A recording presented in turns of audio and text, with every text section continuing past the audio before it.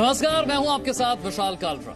जय श्री राम और वंदे मातरम के बहाने एआईएमआईएम अध्यक्ष असदुद्दीन ओवैसी ने आरएसएस पर एक बार फिर से निशाना साधा है। ओवैसी ने कहा है, जय श्री राम और वंदे मातरम नहीं बोलने की वजह से मॉब लिंचिंग की घटनाओं के पीछे आरएसएस है। ओवैसी ने कहा है कि सिर्फ दलितों और मुस्लिमों को निशाना बनाया जाता है और ऐसी घटनाओं के पीछे जो संगठन है उसका संबंध आरएसएस से। ओवैसी ने यह भी कहा कि मॉब लिंचिंग पर पीएम मोदी कहते तो हैं लेकिन उसे रोक नहीं पा रहे। ओवैसी ने कहा कि मॉब लिंचिंग की घटनाएं जानबूझकर हो रही हैं और ये और बढ़ेंगी। ऐसे में सवाल ये उठता है कि जय श्री राम और वंदे मातरम पर वार के जरिए कहीं आरएसएस पर प्रहार तो नहीं हो रहा, ये बहाना ढूंढा जा रहा है। सवाल ये भी उठता है कि मॉब लिंचिंग के नाम पर मुस्लिम तुष्टीकरण का ये खेल कब तक चलता रहेगा। चुनाव खत्म हो गए लेकिन तुष्टीकरण का खेल चल रहा है। डर दिखाकर दलित मुस्लिमों को साधने की ओवैसी की ये सियासत कैसे चलेगी? सबका विश्वास से ओवैसी को दुकानदारी बंद होने का खतरा है क्या? और जाति और धर्म के नाम पर यह जहरीली सियासत ये देश कब तक बर्दाश्त कर सकता है? कौन कौन से खास मेहमान हमारे साथ चर्चा में जुड़ रहे हैं आपको बता दें। जयराम विप्लव साहब बीजेपी से हमारे साथ जुड़ रहे हैं, आशुतोष मिश्रा राजनीतिक विश्लेषक हमारे साथ हैं, एसके दत्ता साहब राजनीतिक विश्लेषक हमारे साथ जुड़ रहे हैं और साथ ही साथ संजीव उनियाल और हामिद नोमानी साहब भी अब से कुछ देर में हमारे साथ जुड़ेंगे। सबसे पहला सवाल जयराम विप्लव, जो बात असदुद्दीन ओवैसी ने कही कि जय श्री राम या वंदे मातरम नहीं कहने पर हिंसा होती है, यह हिंसा और बढ़ेगी, यह सीधा सीधा सवाल और आरोप सरकार पर है। उन्होंने कहा मोदी जी कहते तो हैं लेकिन इस तरह की घटनाओं को रोक नहीं पाते। कितना इत्तेफाक रखते हैं आप इनकी बातों से? देखिए, बिल्कुल इत्तेफाक नहीं रखते हैं क्योंकि ये पूरी षड्यंत्र में, पूरी साजिश में देश को बदनाम करने के लिए ओवैसी एक प्रमुख चेहरा है। देखिए, मैं कुछ उदाहरण बताना चाहता हूं, उनको याद भी दिला दूं। अभी पश्चिम बंगाल में एक वीडियो सामने आया, असगर अली नाम के एक युवक को कोई चांटे लगा रहा था और उससे कह रहा था जय श्री राम बोलो, और पूरे सोशल मीडिया में हाहाकार मच गया कि देखिए ये क्या हो रहा है साहब, जय श्री राम बोलने के लिए हिंदूवादी संगठन ये मारपीट कर रहे हैं। लेकिन जब बीजेपी ने कंप्लेंट कराई वहां पर और पता चला इन्वेस्टिगेशन में कि वो असगर अली को मारने वाला कोई हिंदूवादी संगठन का व्यक्ति नहीं था, उसका नाम निकला हापुस मियां और वो एक टीएमसी का वर्कर था। तो इस तरह की घटनाएं भी बड़ी तेजी से हो रही हैं। कानपुर में ही विशाल जी एक और घटना सामने आई। एक युवक ने आरोप लगाया कि उसे जय श्री राम बोलने के लिए कुछ अराजक तत्वों ने उसके साथ मारपीट की। पुलिस इन्वेस्टिगेशन में वहां के अधिकारी ने पाया और मीडिया को बताया कि ये एक रोड रेज की घटना थी, सड़क पर विवाद हुआ, उससे बचने के लिए उसको इस प्रकार का रंग दे दिया गया। तो देश में धड़ल्ले से ये चीजें भी हो रही हैं कि हिंदूवादी संगठनों को, संघ को बदनाम करने के लिए हिंदुओं का वेश धर के, भगवा गमछा पहन करके, हिंदू नाम बना करके वीडियो बनाए जाते हैं और वो वीडियो सोशल मीडिया में वायरल किए जाते हैं। ठीक है, और इस पूरे षड्यंत्र में ओवैसी जिम्मेवार है, चलिए ठीक है, आजम खान जिम्मेवार है। आशुतोष मिश्र, जिस तरह से आतंकवाद का कोई धर्म नहीं होता वैसे लिंचिंग का भी कोई धर्म नहीं होता। अपराध को अपराध की नजर से क्यों हम नहीं देख पा रहे हैं? उसमें जय श्री राम या वंदे मातरम को डाल करके उसको धार्मिक और सांप्रदायिक रंग देने की कोशिश ये कब तक चलती रहेगी? चुनाव तो खत्म हो गया लेकिन तुष्टीकरण का खेल कुछ नेताओं का अब भी जारी है। इसमें दो चीज ध्यान देने लायक हैं। पहली कि सांप्रदायिक राजनीति के दर्पण में एआईएमआईएम और आरएसएस एक दूसरे का प्रतिबिंब है। समाज में तनाव पैदा करना, सांप्रदायिक थोड़ा सा एक मतभेद पैदा करना और एक दूसरे पे अनर्गल आरोप लगाना, ये दोनों तरफ से होता है, इसमें कोई जो है दो राय नहीं है। यहाँ पे जहां तक ओवैसी की बात है, वो जो है वही खेल खेल रहे हैं जो कि भाजपा खेलती है, क्योंकि इनकी जो कॉन्स्टिट्यूएंसी है वो केवल मुस्लिम कॉन्स्टिट्यूएंसी है। अब ये जानते हैं कि जो है भाजपा को तो मुसलमान के वोट जाएंगे नहीं, ये असल में भाजपा की बी टीम है। इनका हथकंडा ये है कि इस तरह से प्रस्तुत करो कि मुस्लिम जो है इनको वोट दे। सर, अभी लोकसभा चुनाव संपन्न हुआ, मैं आपसे चाहूंगा कि अगर आपके पास कोई ऐसे आंकड़े हैं तो आप पेश कर दें कि मुस्लिमों ने बीजेपी को वोट नहीं करा। ऐसे कोई आंकड़े अगर आपके पास है तो आप पेश कर दें कि मुस्लिमों ने बीजेपी को वोट नहीं करा। क्योंकि मेरे पास तो जो मेरे पास डेटा है उसमें 90 ऐसे संसदीय क्षेत्र जहां पर मुस्लिमों की आबादी अच्छी खासी, उनमें से 50% क्षेत्रों में बीजेपी जीती है। और उसमें आपके पास कोई ये डेटा ऐसा नहीं है कि ज्यादातर मुसलमानों ने भाजपा नहीं, तो आपने तो कह दिया ना मुसलमान वोट ही नहीं करता है। तो सर यही तो समस्या है ना, वोट पर बात क्यों आ जाती है? मैं ये कह रहा हूं कि लिंचिंग को अपराध है तो अपराध की नजर से देखना पड़ेगा ना, उसमें धर्म को डालने की कहां जरूरत है? तुष्टीकरण वो दल करता है जो कि सत्ता में हो। यहाँ पे वो चाहे आप जो है मुसलमानों को वजीफा देने के बहाने करें, चाहे जो है एक सेकंड ठीक है, एक सेकंड बात पूरी करें फिर मैं आता हूं। या कानून आप बनाए ट्रिपल तलाक पे, ना कि मॉब लिंचिंग पे, यहाँ पे मॉब लिंचिंग पे। नहीं, मेरा सवाल आपसे ये है, आप लिंचिंग को अपराध की नजर से देखते हैं या इसको हिंदू मुसलमान से जोड़कर देखते हैं? ये मेरा सवाल है आपसे। आप किसी घटना को धर्म से जोड़कर देखते हैं क्या? एक अपराध है मॉब लिंचिंग एक अपराध है जिसपे सरकार ने सुप्रीम कोर्ट ने सरकार को 11 पॉइंट का डायरेक्टिव दिया है कि इस पे कानून बनाया जाए। सरकार ने अभी तक उस पे कानून नहीं बनाया है, जबकि वो ट्रिपल तलाक पे जो है कानून बना रही है। लेकिन मॉब लिंचिंग का बहाना लेके जो है उसका सांप्रदायिकताकरण करना, ये जो है कुछ लोग पार्टियां इसका फायदा उठाने की कोशिश कर रही हैं, जो कि धार्मिक उन्माद पैदा करके ठीक है। एसके दत्ता, कुछ पार्टियां लोग हैं जब विपक्ष के बहुत सारे दल मिलकर उन्होंने एक नैरेटिव सेट करने की कोशिश करी थी लोकसभा चुनाव से पहले, वो बुरे तरीके से फेल हो गया, लेकिन लोकसभा चुनाव खत्म होने के बाद भी कुछ दलों का वही राग अब भी जारी है। आशुतोष जी के जो बातें हैं, बातों का धारा और तार मुझे कभी समझ में नहीं आता है। एक बहुत आपत्तिजनक शब्द का इन्होंने इस्तेमाल किया है। इन्होंने कहा है कि आरएसएस जो है वो सांप्रदायिक संगठन है। मैं इनको चुनौती देता हूं कि इस देश के कौन से लीगल संस्था ने आरएसएस को सांप्रदायिक संगठन के हिसाब से डिक्लेयर किया है। तमाम जब आरएसएस के ऊपर ये षड्यंत्रबाजी लोग, जब भी इन लोगों ने प्रहार करने की कोशिश किया है और लीगल कोर्स की एक्शन की अपनाने की कोशिश की और कोर्ट पे गए, कोर्ट के जो डिसीजन रहा है हमेशा ये रहा है कि आरएसएस एक राष्ट्रवादी संगठन है, चाहे वो दिल्ली हाई कोर्ट की जजमेंट हो या फिर चाहे वो माननीय सुप्रीम कोर्ट की जजमेंट क्यों ना हो, या फिर और बहुत सारे ऐसे इलाहाबाद हाई कोर्ट की, ऐसे मैं सैकड़ों उदाहरण दे दूंगा। या तो आशुतोष जी अपने शब्द को वापस ले, या तो फिर राष्ट्रीय चैनल पे माफी मांगे झूठ बोलने के लिए। दूसरी बात यहां पे यह आती है कि वंदे मातरम ना सांप्रदायिक है, ना वो रिलीजियस है, ना वो कम्युनल है।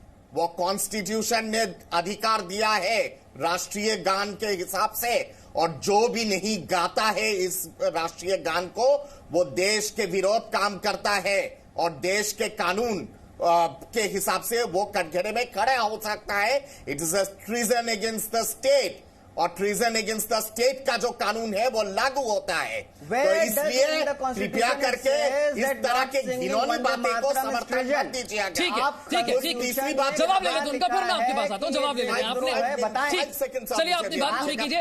आशुतोष मिश्रा 10 सेकंड, फिर आपके पास आ रहा हूं। दूसरी बात यहां पे ये आती है कि इन्होंने कहा है कि मुसलमानों ने भाजपा को वोट नहीं किया। अरे आपको रायगंज दिखाई नहीं देता है, आपको बांकुरा दिखाई नहीं देता है, आपको ऐसे तमाम भागलपुर दिखाई नहीं देता है। तमाम ऐसे क्षेत्र है जहां पे 50% से ऊपर की आबादी मुसलमानों की है। रायगंज में तो 70% आबादी है मुसलमानों की, वहां पे बीजेपी कैसे जीत गई है? तो इस तरह के गुमराह करने की राजनीति मत कीजिएगा। ओवैसी जैसे लोग जो देश के विरोध में काम करते हैं, क्षमता रखिए उनके विरोध में बोलने के लिए, और अगर वो क्षमता नहीं रखते हैं तो शांत रहिए, कुतर्क मत कीजिए। ठीक है आशुतोष मिश्रा, आपको लगता है इसके खिलाफ अब बोलना जरूरी है? अब लोकसभा चुनाव खत्म हो चुका है ना, चुनाव के लिए वोट मांगते हुए ये सब चीजें बोली गई, एक नैरेटिव सेट किया गया, वो तो फेल हो गया। अब तो कम से कम खुलकर हम बोल सकते हैं। खुल के जब कोई आदमी आपको बताता है कि AIMIM और RSS सांप्रदायिक राजनीति के प्रतिबिंब दर्पण में एक दूसरे का प्रतिबिंब है, तो आपको बुरा लग जाता है।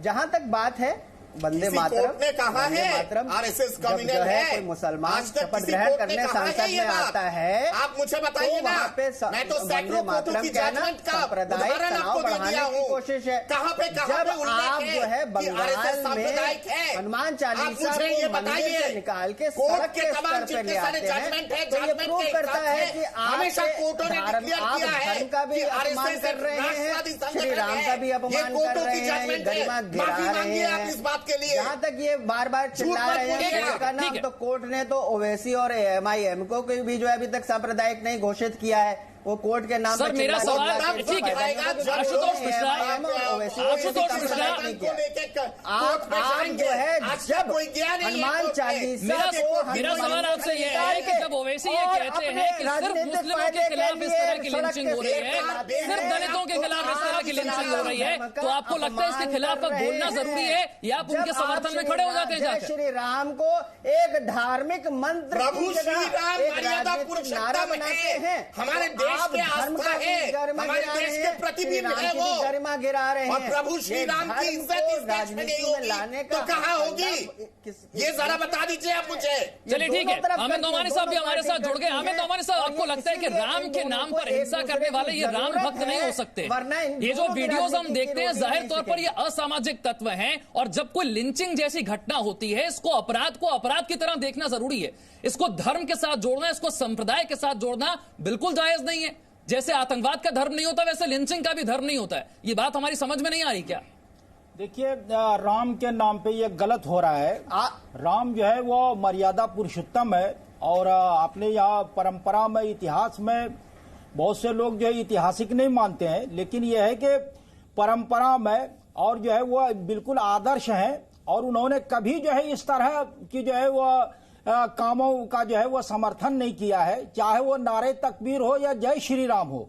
इस तरह के नारों के साथ जो है जब आप जो है एक दूसरे पे हमला करते हैं, मुकाबला करते हैं, या जो है वो नारे तकबीर को जय श्री राम की जगह जय श्री राम की जगह नारे तकबीर को रखते हैं, तो ये कहीं न कहीं जो है वो एक तरह मैसेज देने की कोशिश होती है कि समाज जो है वो बटा हुआ है। ये दोनों लोग जो है इस तरह गलत कर रहे हैं, जो आमने सामने जो है वो करने की कोशिश करते हैं, इसमें कोई शुबा नहीं है। और आप जो है मुस्लिम धर्म गुरुओं और जो है सूफिया संतों का पूरा लिटरेचर आप देख लीजिए। राम को जो है एक आदर्श पुरुष के जो है रूप में जो है वो देखा गया है, और उनका जो है मान आदर जो है वो करने के लिए कहा गया है। मैं जो दारुल देवबंद के संस्थापक है मौलाना कासिम नानोथवी जो है, उनकी किताब जो है मुबाहिसे शाहजहांपुर जो है, उसमें ये खुल के जो लिखा है। इसी तरह यहाँ के जो है दिल्ली के बहुत बड़े धर्म गुरु और सूफी गुजरे हैं, मिर्जा मजहर जाने जान जो है, उन्होंने भी इस तरह की बातें कही है। और शाह अब्दुल अजीज साहब मुहद्दिस देहलवी जो है, फारसी में वो किताब है फतावा अजीजी, सब में ये बातें कही गई है। तो ये जो है वो असामाजिक तत्व जो है वो अपने जो है घृणित कार्य को जो है उचित ठहराने के लिए जो है वो राम को बीच में लाते हैं और अल्लाह को बीच में लाते हैं। ये बिल्कुल ये गलत है। ठीक है, जयराम विप्लव, जयराम एक सवाल मेरा सुन लीजिए। जयराम विप्लव, असदुद्दीन ओवैसी को ये बोलने का मौका क्यों मिलता है? क्योंकि लिंचिंग की घटनाएं नहीं रुक रही है ना। हमें इसे धर्म से नहीं जोड़ना, संप्रदाय से नहीं जोड़ना, बात ठीक है, लेकिन लिंचिंग की घटनाएं रुक नहीं रही हैं, इस सत्य को स्वीकार तो करना पड़ेगा ना। ये मौका क्यों मिल रहा है बोलने का, इस पर सोचना पड़ेगा। देखिए, जो कुछ तथ्य उससे लगातार उस पर पर्दा डालने की कोशिश की जाती है। लिंचिंग की घटना ये ऑन रिकॉर्ड में बता रहा हूं, आप फैक्ट्स चेक कर लीजिएगा। लिंचिंग के देश में अब तक इस प्रकार के भीड़ के हाथों जो भी अपराध हुए, हिंसा हुए, उसमें 70% से अधिक शिकार जो हुए, जो पीड़ित हैं, वो गैर मुस्लिम है। नंबर 1। नंबर 2, अभी मैंने 2 घटनाओं का जिक्र किया। आप नौमानी साहब से पूछिए कि अगर किसी असगर अली को कोई व्यक्ति पीट रहा हो जय श्री राम ना बोलने के कारण, और इन्वेस्टिगेशन में निकल करके आए कि पीटने वाला शख्स जो वीडियो में दिख रहा है उसका नाम हापुस मियां है और वो टीएमसी का वर्कर है, तो क्या इसको धर्म से जोड़ करके देखना चाहिए या यह कोई राजनीतिक षड्यंत्र है? सवाल ये उठता है। तो इस तरह की घटनाएं भी हो रही हैं। और दूसरी तरफ विशाल जी जो आज बड़ी बड़ी बातें कर रहे थे कि ये इसका नाम याद नहीं है, पीलू खान याद नहीं है, मैं उनसे पूछना चाहता हूं अंकित सक्सेना का नाम किसको याद है? भरत यादव का नाम किसको याद है? ध्रुव त्यागी का नाम किसको याद है? ये कौन लोग थे? इसको किस भीड़ ने मारा? अरे ये कथित रूप से शोषित, पीड़ित, शांति प्रिय और डरे हुए लोगों ने इसको मारा था। ये डरे हुए का नैरेटिव इनको सूट करता है, क्योंकि इनको डरा करके वोट लेना है। ये कहते हैं कि एक समुदाय बड़ा डरा हुआ है, लेकिन उस समुदाय के लोग जब ध्रुव सक्सेना और ये ध्रुव त्यागी और अंकित सक्सेना और भरत यादव जैसों की हत्या कर देते हैं मामूली से विवाद में, तब ये तथाकथित सेकुलरिज्म के पुरोधा कहां गायब हो जाते हैं। ठीक है आशुतोष मिश्रा, एक धर्म के साथ होता हुआ अपराध नजर आता है, उसके अंदर धार्मिक रंग दे देते हैं। जैसा जयराम विप्लव कह रहे हैं कि दूसरे धर्म के साथ हो तो वहां पर धर्म नहीं नजर आता, उसको सिर्फ अपराध की नजर से देखते हैं। ये दोहरापन है, ये दोगलापन है, ये क्या है? देखिए, ये बड़ा स्पष्ट, जो मैं बार बार कह रहा हूं कि ये सांप्रदायिक राजनीति के दर्पण में एआईएमआईएम ऐसे जो दल हैं और आरएसएस एक आप अपने शब्दों को वापस लीजिए। बार बार आप आरएसएस का नाम मत लीजिएगा यहाँ पे। इसके मेरे आपके पास कोई तथ्य नहीं है प्रमाण करने के लिए और कोई आधार नहीं है। बेतुर्क बातें मत कीजिएगा। करके एक साइट तमाम हमारे देश के तमाम कोर्टों ने हमेशा कहा है कि आरएसएस एक छोटे से ब्रेक के लिए रुक रहे हैं। ठीक है दत्ता साहब, एक छोटे से ब्रेक के लिए रुक रहे हैं। और दत्ता साहब ने जो सवाल उठाया है कि अगर कोई सबूत है तो आशुतोष मिश्र उसको सामने रखें, या जो बात असद ओवैसी कह रहे हैं कि इस तरह की घटनाओं के पीछे आरएसएस है, उन्होंने भी कोई सबूत सामने नहीं रखा है। अगर ऐसा कोई सबूत है तो वो सामने रखा जाना चाहिए, या फिर किसी संगठन का नाम लेकर उस पर इस तरह के आरोप नहीं लगाए जाने चाहिए। हम फौरन हाजिर होंगे और चर्चा को आगे बढ़ाएंगे। चर्चा को हम आगे बढ़ाएं उससे पहले इस वक्त की बड़ी खबर मुंबई से दे दें आपको। मुंबई में कई इलाकों में भारी बारिश है, लोगों के लिए मुसीबतें बढ़ गई हैं। दादर, परेल, हिंद माता, बांद्रा जैसे इलाकों में बारिश की वजह से सड़कों पर पानी भर गया है। भारी बारिश की वजह से मुंबई में लोकल सेवा पर भी इसका खासा असर है। और मौसम विभाग की तरफ से सुबह 11:11 पर हाई टाइड की चेतावनी भी जारी की गई है। तस्वीरें आप देख रहे हैं, सिर्फ 4 दिन की बारिश में मुंबई की यह हालत। मुंबई के किंग सर्कल की आप तस्वीरें देख रहे हैं, गाड़ियां आधी से ज्यादा पानी में डूबी हुई नजर आ रही हैं। बीएमसी की तरफ से जो दावे किए गए थे मॉनसून के आने से पहले, वो सभी धुलते हुए नजर आ रहे हैं इस बारिश में। ये देखिए तस्वीरें, सड़कों की हालत देखकर हैरानी होती है किस तरह से पानी की निकासी के लिए यहां पर कोई प्रबंध नहीं है। और पिछले 3 से 4 दिनों में मुंबई में जो भारी बारिश हुई है उसके बाद मुंबई की सड़कों का इतना बुरा हाल है, जगह जगह जल भराव है और इसी के साथ लंबा ट्रैफिक जैम है। मुंबई में लोकल सेवा प्रभावित हुई है, ट्रेनों के रूट बदलने पड़े हैं। सुबह 11:11 पर हाई टाइड की चेतावनी भी जारी की गई है। अगले 24 घंटे में भी भारी बारिश की चेतावनी मौसम विभाग की तरफ से। और ये तस्वीरें आप देखिए किस तरह से सुबह दफ्तर जाने के वक्त लंबे ट्रैफिक जैम से लोगों को जूझना पड़ रहा है। 1 से लेकर 1.5 घंटे तक का जाम यहां पर, और पानी में गाड़ियां डूबी हुई हैं, बारिश से ट्रैफिक जैम है और अगले 24 घंटे भी मुंबई पर भारी है। साथ ही 11 बजे हाई टाइड की चेतावनी। हफ्ते के पहले सोमवार यानी पहले वर्किंग डे की जो शुरुआत हुई है मुंबई वासियों के लिए, वो बहुत ज्यादा भीगी हुई है। हालांकि बारिश का जो दौर है वो बृहस्पतिवार गुरुवार की रात से ही चल रहा था। सैटरडे संडे को थोड़ा सा कम जरूर हुआ और उसके बाद रविवार की जो रात है उसको जो बारिश शुरू हुई और सोमवार की सुबह अभी तक लगातार बारिश हो रही है। बारिश की इंटेंसिटी इतनी ज्यादा है कि निचले इलाकों में पानी भरने की जो समस्या है वो अब सामने आने लगी है। हम जिस जगह पे खड़े हैं ये ब्रिज है जो कि दादर से आता है और किंग सर्कल की तरफ जाता है और जो आगे साइन की तरफ मोड़ता है। और आप देख सकते हैं कि यहाँ पे आपको इसलिए दिखाई दे रहा है, पिछले जो गाड़ियां हैं पिछले आधे घंटे से यहां पर खड़ी हुई हैं और हिलने का नाम नहीं है। कोशिश इस बात की है कि गाड़ियां जो हैं वो रेंग कर यहां से आगे की तरफ आगे बढ़ रही हैं। बारिश पूरी तरीके से अपने इस वक्त चरम पर है और ये जहां एक तरफ बिल्कुल जबरदस्त जो पानी का जो प्रेशर है वो बहुत ज्यादा है निचले इलाकों में और उसकी वजह से एक तरफ का जो पूरा ब्रिज है वो यहां पर बंद हो गया है। और निचले इलाके जितने भी हैं, अगर आप साइन में जाएंगे, अगर आप वहां पर भी तकरीबन इतना ही लंबा जाम आपको मिल जाएगा। आगे आप साइन में की तरफ जाएंगे, दादर का जो निचला इलाका है हिंद माता का, वहां पर पानी भरा है।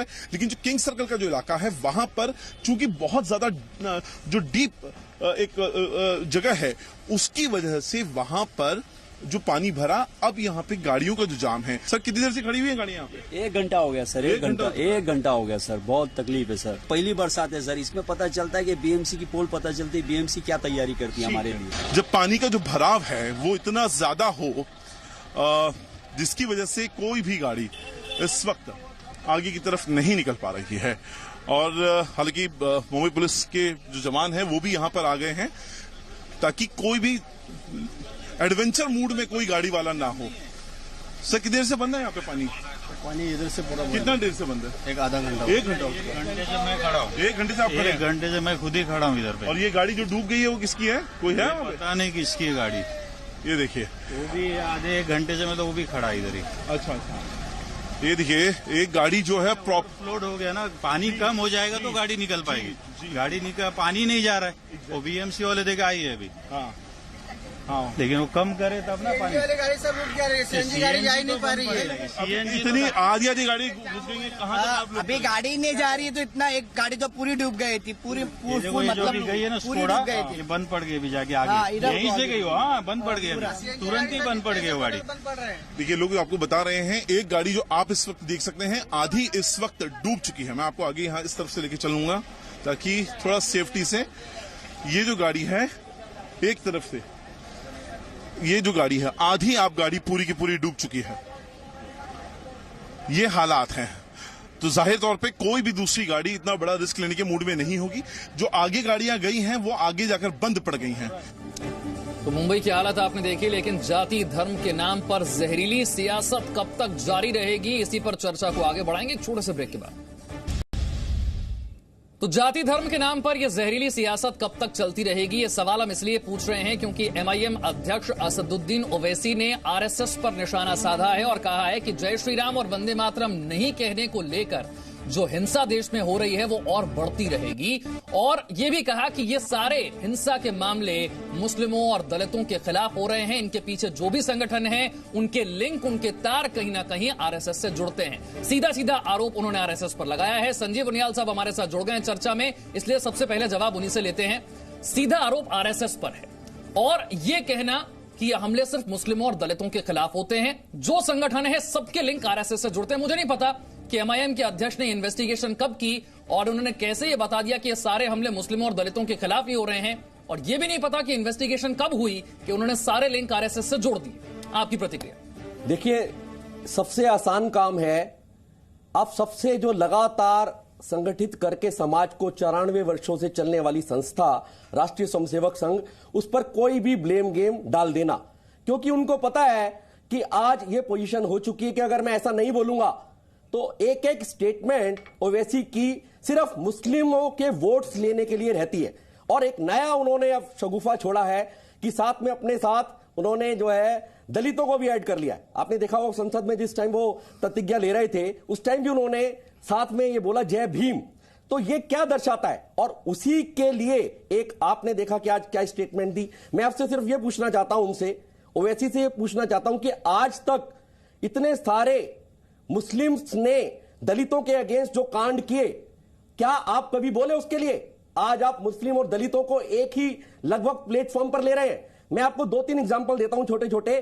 दलित की लाश एक मुस्लिम बहुल इलाके में से निकल रही थी अभी 2018 में, तो आपने उस लाश को जाने के लिए मुस्लिम्स ने अलाउ नहीं किया। आप कहां पर थे? आप क्यों नहीं बोले? ओवैसी साहब, बाड़मेर में, राजस्थान में जब भी कोई इस तरह की घटना अभी राजस्थान में बाड़मेर में हुई कि एक मुस्लिम लड़की को एक दलित हिंदू के साथ जब विवाह हो गया तो उसके हाथ पैर बांध के उसको मारा गया। मैं आपको यहाँ पे रोकना चाहता हूँ, रोकना इसलिए चाहता हूँ क्योंकि हम अलग अलग तरह के बार बार धर्म के नाम ले रहे हैं, और जब प्रधानमंत्री बार बार इस चीज को कहते हैं कि इस देश में गरीबों की तरह ही अल्पसंख्यकों के साथ भी छल हुआ है, इस छल में छेद करना है, हमें सबका विश्वास जीतना है, तो इसीलिए अब यह सवाल उठता है कि अगर कहीं भी कोई भीड़ की हिंसा होती है, कहीं किसी को वीडियो बनाकर कोई जय श्री राम या वंदे मातरम कहने के लिए मजबूर करता है, मैं मानता हूं कि असामाजिक तत्व है, क्योंकि राम के नाम पर हिंसा नहीं हो सकती और हिंसा करने वाला कोई राम भक्त हो नहीं सकता है। यहां पर आपकी भी बहुत बड़ी जिम्मेदारी बनती है साहब कि आप कहें कि ये लोग असामाजिक तत्व हैं, ये राम भक्त नहीं है और राम के नाम पर हिंसा बर्दाश्त नहीं की जाएगी, वो किसी के साथ भी हो। देखिए, जो बात आप कह रहे हैं अगर हम देखें तो आपने देखा वेस्ट बंगाल में अभी जो एक वीडियो आया उसमें बिल्कुल सच निकाला गया और उसकी देखा गया कि एक मुस्लिम दूसरे मुस्लिम को कह रहा है तू जय श्री राम बोल, और यह रिकॉर्ड्स में इस तरह की आप घटनाओं से क्या निकालते हैं? इस तरह की घटनाओं से निकाला जाता है कि एक तरफ खास तौर से राष्ट्रीय स्वयंसेवक संघ को बदनाम करने के लिए सारा जो है आप ये इस तरह की रचना कर रहे हैं, और आप उसमें लगातार लोगों को समझ आता जा रहा है कि आप लगातार राष्ट्रीय आरएसएस ऐसा कोई अभियान चलाएगा जहां पर वो लोगों से कहे कि राम के नाम पर या वंदे मातरम कहने के नाम पर इस तरह की हिंसा को रोका जाना चाहिए, इसको कंडेम किया जाना चाहिए, इसकी निंदा की जानी चाहिए, और जो कोई भी इसमें शामिल है वो सब असामाजिक तत्व है, वो राम के भक्त नहीं हो सकते, आपको खुलकर कहना पड़ेगा। राष्ट्रीय स्वयंसेवक संघ लगातार 94 वर्षों से यही बात कहता रहा है और आगे भी कहता रहेगा, और आज भी मैं आपके चैनल के माध्यम से कह रहा हूं कि किसी भी तरह की हिंसा को बर्दाश्त करना किसी भी सरकार के लिए ठीक नहीं है। आज मैं आपके चैनल से दोबारा कह रहा हूं, और आपको मैं फिर कहना चाहता हूं कि लगभग 42 संगठन, राष्ट्रीय स्वयंसेवक संघ के विविध संगठन, किसी भी संगठन में इस तरह की भाषा का प्रयोग नहीं किया जाता, और इस तरह की किसी भी एविडेंशियल प्रूफ को आप दिखा नहीं सकते आजकल कि राष्ट्रीय स्वयंसेवक संघ ने कहा हो कि आप एक खास जाति के लोगों को मारिए या उनकी लिंचिंग कीजिए। हम हमेशा कंडेम करते रहे हैं, और आज भी आपके चैनल से मैं कंडेम करता हूं राष्ट्रीय स्वयंसेवक संघ की तरफ से। ठीक है आशुतोष मिश्रा, कोई घटना हो जाए जहां पर किसी को पीटा जाए तो बिना किसी इन्वेस्टिगेशन के ये कह देना कि सिर्फ इस तरह की घटनाएं मुस्लिमों के खिलाफ होती हैं, सिर्फ इस तरह की घटनाएं दलितों के खिलाफ होती हैं, और क्योंकि वोट पाने हैं तो सीधा उसका लिंक आरएसएस से जोड़ दिया जाए बिना किसी इन्वेस्टिगेशन के। दो तीन चीजें कहना चाहूंगा, एंड आशा करता हूं कि ये जो प्रोफेशनल हैकलर बैठ के जो है बीच में बोलने नहीं देते उनको आप शांत रखेंगे। पहली बात, इस समय देश के प्रधानमंत्री आरएसएस के प्रचारक हैं। जब संसद में एक मुसलमान शपथ ग्रहण कर रहा है उस वक्त जय श्री राम या वंदे मातरम का नारा लगाना ये सांप्रदायिकता नहीं है तो क्या है? ये कोई प्रेम मैं सब काफी लोग यहाँ पर बोलना चाह रहे हैं, आप पहले अपनी बात पूरी कीजिए फिर जवाब देंगे। मानते हैं, आप रखिए, आप पूरी बात रखिए। चाहता है। दूसरी बात अभी जो है आप जो मॉब लिंचिंग के स्टैटिस्टिक्स की बात करते हैं तो सरकार की कोई स्टैटिस्टिक्स नहीं है, ये सरकार ने कह दिया है। एक फैक्ट चेकर करके एक वेबसाइट है, ये वेबसाइट्स ज्यादातर होती हैं ये जो है जो मीडिया में रिपोर्ट आती है और जो पुलिस में जो है दर्ज होते हैं उसके आधार पे ये निकालते हैं कि क्या है। तो इन्होंने इसका कहना है कि 2014 के बाद मॉब लिंचिंग ये किसी धर्म से नहीं जोड़ रही है, मॉब लिंचिंग की घटनाएं बढ़ी हैं और इसके ज्यादातर इसमें जो मौतें हुई हैं वो जो है या तो मुसलमान थे या अनुसूचित जाति के लोग। गलत गलत गलत गलत बिल्कुल कर लीजिए, पूरी बात कर लीजिए अपनी। ठीक है, एक एक करके जवाब देंगे वो आपको जो भी देना चाह रहे हैं। ठीक है, एक एक करके आप अपनी बात पूरी कर लीजिए। और हमको ये याद रखना चाहिए कि जब हम जो है बात करते हैं तो एक जो है पिछले सरकार में जयंत सिन्हा थे, मॉब लिंचिंग के जो अक्यूज थे जो बेल पे बाहर आए थे उनको उन्होंने माला पहनाई थी। तो ये जो है सारी चीजें अगर आप एक उसमें देखें परिपक्व देखें तो आप जान सकते हैं कि चलिए ठीक है, आपने अपनी बात रखी, मैं इसके दफ्तर से शुरुआत करता हूं और आपकी पहली बात पे आते हैं। आपने कहा असदुद्दीन ओवैसी जब शपथ ले रहे थे वहां पर लोगों ने वंदे मातरम कहा, ये सांप्रदायिक नहीं है तो क्या है? आप सोच समझ कर बोल रहे हैं, आप क्या बोल रहे हैं? वंदे मातरम कहना सांप्रदायिक नहीं है तो और क्या है?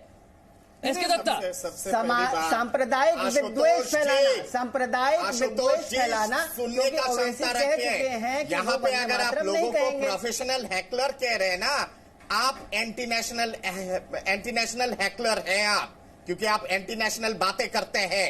हमारे देश के नेशनल सॉन्ग है वंदे मातरम, और उसके ऊपर अगर आपको आपत्ति है तो आप एंटी नेशनल है, you are anti national of the highest order. दूसरी बात यह है कि जिस संस्था की जिस वेबसाइट की आप बात कर रहे हैं ना वो मार्क्सिस्ट विचारधारा से प्रभावित संस्था है, उसके जितने सारे बोर्ड मेंबर्स हैं सबके सब कम्युनिस्ट पार्टी के हैं और मार्क्सिस्ट संस्थाओं के हैं। तो इसमें कुतर्क मत कीजिएगा। तीसरी बात यहाँ पे ये आती है, लगातार हमारे अपना के कि जो पता नहीं है उससे बोले कि यहाँ की पुरानी सरकार 3 बार गई थी न्यायालय के सामने ये कहते हुए कि आरएसएस सांप्रदायिक है, कम्युनल है। फटकार मिला था न्यायालय से, चाहे वो सुप्रीम कोर्ट हो चाहे वो हाई कोर्ट हो, बैन लगाई थी ना, और बैन को वापस किया गया था न्यायालय के निर्देश के चलते। और न्यायालय का क्या डिसीजन था? न्यायालय का डिसीजन था पंडित नेहरू सरकार के लिए और इंदिरा की सरकार के लिए आरएसएस की only nationalist organisation of the country, और जितने सारे तथ्यों के आधार पर बैन लगाने की कोशिश की गई थी, ऑनरेबल सुप्रीम कोर्ट और दिल्ली हाई कोर्ट और तमाम हाई कोर्टों ने कहा था कि ये सब बेबुनियाद आरोप है, कोई लीगैलिटी नहीं है इसकी, कोई तथ्य नहीं है। तो इसलिए प्रवचन दीजिए, पर कुतर्क वाला प्रवचन अगर आप देंगे तो उसके लिए अगर लोगों को हैकलर बनना होगा ना, क्योंकि आप देश के विरोध में बात करते हैं तो एक बार नहीं 100 बार आपके जैसे एंटी नेशनल ब्रीड के विरोध में इसी तरह के शब्दों का। ठीक है जयराम विप्लव, वंदे मातरम चुनाव खत्म हो गया, एक नैरेटिव सेट किया गया, मैं बार बार कह रहा हूं वो नैरेटिव फेल हो गया, लोगों ने उसे नहीं स्वीकार किया, लेकिन चुनाव खत्म होने के बाद भी वो तुष्टीकरण का खेल, वो वंदे मातरम सांप्रदायिक है, अपराध कहीं हो जाए तो उसको धर्म से जोड़ देना, ये सिर्फ मुस्लिमों के खिलाफ है, ये सिर्फ दलितों के खिलाफ है, ये विचारधारा इस जहरीली सियासत में से बाहर आना है ना, और बहुत बड़ी जिम्मेदारी है आप पर। विशाल जी देखिए, ये उल्टा चोर कोतवाल को डांटे, एक बहुत अच्छा शेर है कि मेरा कातिल ही मेरा मुंसिफ है, क्या वो मेरे हक में फैसला देगा?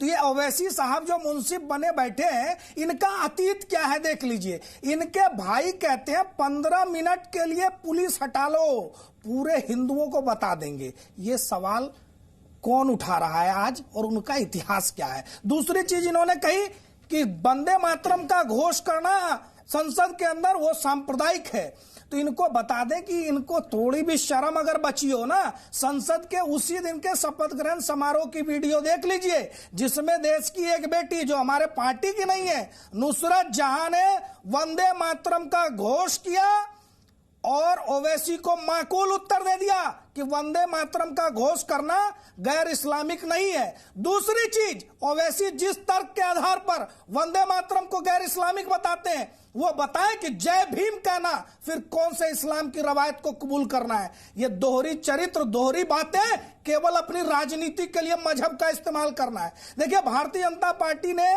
संघ परिवार ने स्पष्ट रूप से हमेशा से माना है, देखिए अपराध को अपराध के नजरिए से देखिए। जब आप अपराधियों की जात और मजहब को देखेंगे, पीड़ितों के जात और मजहब को देखकर फैसला लेंगे तो क्या होगा वो आज देश के सामने है। एक जम्मू कश्मीर में कठुआ में बच्ची के साथ जो घटना होती है, पूरा देश जाति और मजहब को बिना देखे हुए आगे बढ़ता है, लेकिन कुछ लोग जो सिलेक्टिव नैरेटिव चलाते हैं, वो आज ये ट्विंकल शर्मा जो घटना हुई उस पर कहां सो गए थे? जिस महिला के साथ, जिस बच्ची के साथ दुष्कर्म हुआ, उसका नाम हम नहीं लेंगे, आइडेंटिटी हम नहीं बताएंगे। मैं हामिद नोमानी के पास चलना चाहता हूं। जो बात जयराम विप्लव ने कही, वो बात जम्मू कश्मीर की घटना, किसी महिला के साथ, किसी बच्ची के साथ दुष्कर्म हो, वहां धर्म देखना, वही घटना अगर अलीगढ़ में हो जाए तो बात कुछ और हो जाती है। झारखंड में तबरेज के साथ कुछ हो तो बात कुछ और है, लेकिन दिल्ली में अगर ध्रुव त्यागी अंकित सक्सेना के साथ हो जाए तो बात कुछ और हो जाती है। क्या हम इन सब घटनाओं को एक नजरिए से देखते हैं हामिद नोमानी, या फिर हमारा देखने का नजरिया और चश्मा बदल जाता है धर्म को ध्यान में रखते हुए? देखिए, ये आरएसएस या और कुछ कहना जो है, ये जितने लोग इस तरह गड़बड़ कर रहे हैं, सबको आरएसएस से जोड़ना जो है, ये मेरे हिसाब से जो है वो सही नहीं है। आरएसएस जो है एक जो है विचारधारा वाला जो है वो संगठन है। 1925 से लेकर जो है अब तक जो है वो पूरा रिकॉर्ड जो है वो मौजूद है, और जो है कौन कौन जो है संगठन आरएसएस ने बनाए वो भी ये है। लेकिन ये कि जो लोग इस तरह ये कर रहे हैं, आप जो है उसको अगर कहीं से जोड़ेंगे तो उसको आप जो है बड़ा बना रहे हैं और उसको मजबूत कर रहे हैं। उसको आप अपराधी के रूप में जो है, असामाजिक तत्वों के रूप में जो है, या जो है आतंकवादी के रूप में देखिए। किसी संगठन से अगर वो जोड़ के आप देखेंगे तो जो है इसको सिद्ध करना जो है एक मुश्किल काम है। आरएसएस में जो है वो बाकायदा कोई रजिस्टर नहीं है, लिखा पढ़ी नहीं है, मेंबर शादी जो है वो लिखित में नहीं होती है। तो आप इस तरह, यानी आप मानते हैं ना असद ओवैसी का बयान सिर्फ और सिर्फ सियासत के लिए है, सिर्फ और सिर्फ वोट पाने के लिए है, बिना किसी इन्वेस्टिगेशन के ये कह देना जितनी घटनाएं हैं सबका लिंक आरएसएस से जुड़ता है। अब जैसे वहां जो है झारखंड में एक संगठन है हिंदू समाज सेना जो है, वो कहते हैं कि हमारा उद्देश्य जो है मुस्लिम मुक्त झारखंड है, लेकिन उसका आरएसएस से संबंध नहीं है। आरएसएस के किसी जो सम्मानित जो है पदाधिकारी ने जो है मोहन भागवत से लेके और लोग जो है उन्होंने समर्थन नहीं किया है, और उन्होंने ये कहा है कि ये जो है हमारे उद्देश्य और जो है मकसद के ये खिलाफ है, ये जो है हिंसा हो रही है। तो ये जो है इस तरह सबको जोड़ना, और जो है ये ठीक है कि आप जो है वो कानून बनाइए, जो लोग अपराधी हैं उन लोगों को जो है वो सजा दीजिए, ये एक अलग मुद्दा है वो। लेकिन अगर आप जो है किसी जो है वो धर्म से ये जोड़ के इस तरह की बातें करेंगे तो ये गलत है। अपराधियों को जो है वो दंडित करना जो है, कानून बनाना जो है, ये जो है संजीव बनियाल समय की मांग है कानून बनाया जाए, क्योंकि ये मौका कौन दे रहा है असद ओवैसी को बार बार इस तरह की बातें करने का? ये घटनाएं हो रही है तभी तो वो मौका मिल रहा है ना। ये घटनाएं नहीं होती अगर इसको लेकर कोई कानून हो तो इस तरह से बात करने का मौका भी शायद नहीं मिलेगा। ये भीड़ की हिंसा रुकनी चाहे चाहे किसी भी धर्म के खिलाफ हो, ये भीड़ की हिंसा रुकनी तो चाहिए। जैसे आशुतोष ने बोला कि राष्ट्रीय स्वयंसेवक संघ के प्रचारक हैं नरेंद्र मोदी जी, तो उनकी बात से ही मैं शुरू करके आपके प्रश्न पर आऊंगा कि आप देखिए अटल बिहारी वाजपेयी भी तो प्रचारक थे, उनके लिए उस टाइम कितना जबरदस्त ऑपोजिशन लोगों ने किया, परंतु आज जब नरेंद्र मोदी ने इतनी बढ़िया सरकार चलाई 5 वर्ष में, तो ये कहते हैं कि वो उस तरह के जो प्रचारक थे वो ज्यादा बेटर थे। चलिए अब मैं आपके प्रश्न पर आता हूं, बेसिक मुद्दे पर आता हूं कि ओवैसी इस तरह की चीजों को क्यों एनलाइटन करना चाहते हैं, क्यों हाईलाइट करना चाहते हैं? क्योंकि उनको लगता है कि सिर्फ मुस्लिम परस्त रहने से मैं जीत नहीं पाऊंगा आने वाले काल में, तो मुझे हिंदू समाज में डेंट मारना पड़ेगा, और इसीलिए वो इस तरह के स्टेटमेंट देते हैं। हां, व्यवहार में वो कभी भी ये नहीं दिखाते। आप देखिए बंगाल में जब उस युवक को उल्टा टांगा गया था पेड़ पर, वो दलित युवक था और मुस्लिम्स ने टांगा था, तब ये कहां पर थे? कभी नहीं बोले। इस तरह की हजारों घटनाएं लगातार 2018-19 में हुई हैं।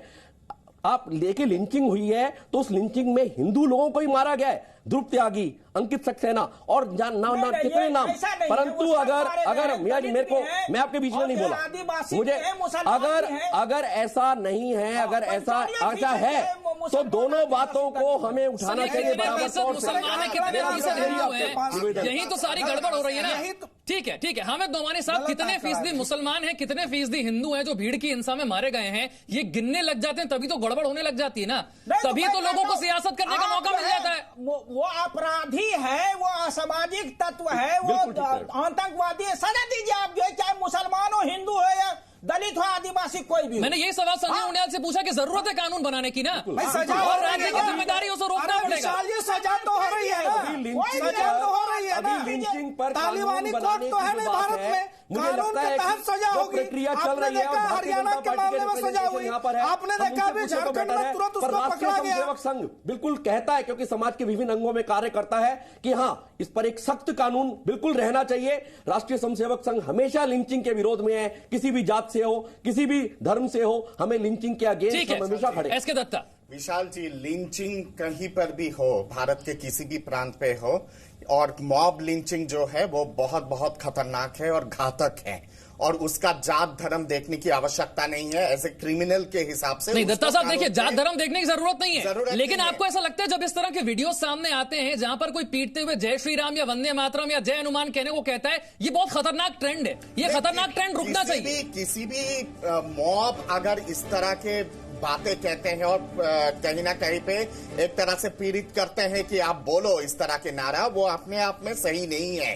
पर यहाँ पे महत्वपूर्ण बात यहाँ पे ये है कि सरकार को सोचनी होगी कि क्या इंडियन क्रिमिनल लॉज पे और संशोधन करने की आवश्यकता है। मेरे ख्याल से हमारे देश के जो इंडियन क्रिमिनल लॉज के तमाम जितने सारे धारा है वो अपने आप में परिपुक्त है ऐसे लोगों को सजा देने की। आपने जो बात कही वो उस बात से मैं पूरी तरीके से सहमत हूं। ठीक है, समय हमारे पास इतना ही है दत्ता साहब, ठीक, अब बात पूरी कीजिए अपनी। हमारे देश के मर्यादा पुरुषोत्तम राम, भगवान श्री राम इस देश के पैगंबरी हिंद है, उनका गुंज इस देश पे होगा और होता रहेगा।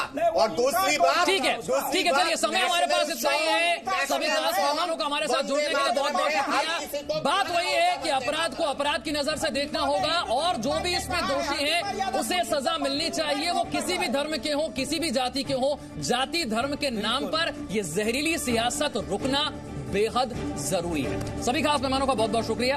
खबरों का सिलसिला जारी है, बने रहिए हमारे साथ।